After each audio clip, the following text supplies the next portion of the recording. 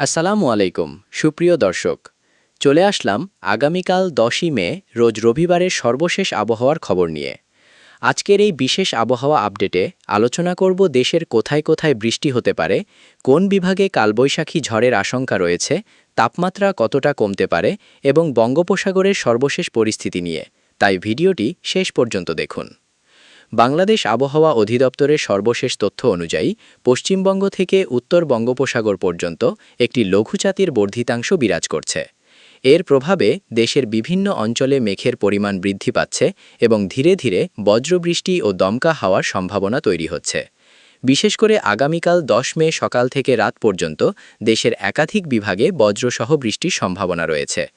আবহাওয়া অফিস জানিয়েছে, রংপুর, রাজশাহী, ঢাকা, ময়মনসিংহ, খুলনা, বরিশাল, চট্টগ্রাম ও সিলেট বিভাগের অনেক এলাকায় অস্থায়ী দমকা অথবা ঝড়ো হাওয়াসহ বৃষ্টি অথবা বজ্রবৃষ্টি হতে পারে। কোথাও কোথাও বজ্রপাতের ঘটনাও ঘটতে পারে, তাই যারা বাইরে বের হবেন তারা অবশ্যই সতর্ক থাকবেন। বিশেষ করে খোলা মাঠ, নদী কিংবা গাছের নিচে অবস্থান না করার পরামর্শ দেওয়া হয়েছে। এদিকে দেশের দক্ষিণ পশ্চিমাঞ্চল, খুলনা ও যশোর অঞ্চলে দিনের বেলায় গরম আবহাওয়া অনুভূত হলেও সন্ধ্যার পর মেঘ জমে কালবৈশাখীর পরিস্থিতি তৈরি হতে পারে। দমকা হাওয়ার গতি কিছু কিছু এলাকায় বেড়ে যেতে পারে।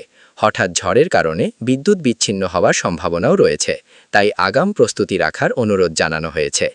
ঢাকা বিভাগের আবহাওয়াও আগামীকাল পরিবর্তন হতে পারে। দুপুরের পর থেকেই আকাশ আংশিক মেঘলা থাকতে পারে এবং সন্ধ্যা বা রাতের দিকে বজ্রসহ বৃষ্টির সম্ভাবনা রয়েছে। একই সাথে ময়মনসিংহ ও সিলেট অঞ্চলেও বিক্ষিপ্তভাবে ভারী বর্ষণ হতে পারে। বিশেষ করে পাহাড়ি এলাকাগুলোতে বজ্রপাতের ঝুঁকি বেশি থাকবে।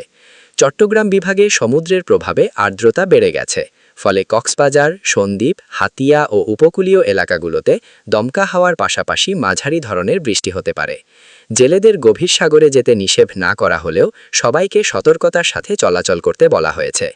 এদিকে তাপমাত্রার দিক থেকে আগামীকাল দেশের দিন ও রাতের তাপমাত্রা সামান্য কমতে পারে। গত কয়েকদিনের তুলনায় গরম কিছুটা কম অনুভূত হতে পারে, তবে দিনের বেলায় ভ্যাপসা গরম পুরোপুরি কমবে না। বিশেষ করে রাজশাহী ও খুলনা অঞ্চলে এখনও গরমের প্রভাব থাকতে পারে।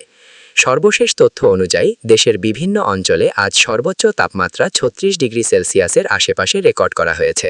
অন্যদিকে কিছু এলাকায় হালকা থেকে মাঝারি বৃষ্টিও হয়েছে। আগামী কয়েকদিন দেশের উত্তরাঞ্চলে বৃষ্টির প্রবণতা অব্যাহত থাকতে পারে বলে জানিয়েছে আবহাওয়া অধিদপ্তর। প্রিয় দর্শক, এখনই যদি আপনার এলাকায় আকাশ মেঘলা হয়ে থাকে অথবা বাতাসের গতি বেড়ে যায়, তাহলে বুঝে নেবেন আবহাওয়ার পরিবর্তন শুরু হয়ে গেছে। বিশেষ করে বজ্রপাতের সময় মোবাইল চার্জে ব্যবহার না করা, বৈদ্যুতিক খুঁটির কাছ থেকে দূরে থাকা এবং নিরাপদ স্থানে আশ্রয় নেওয়ার পরামর্শ দেওয়া হচ্ছে।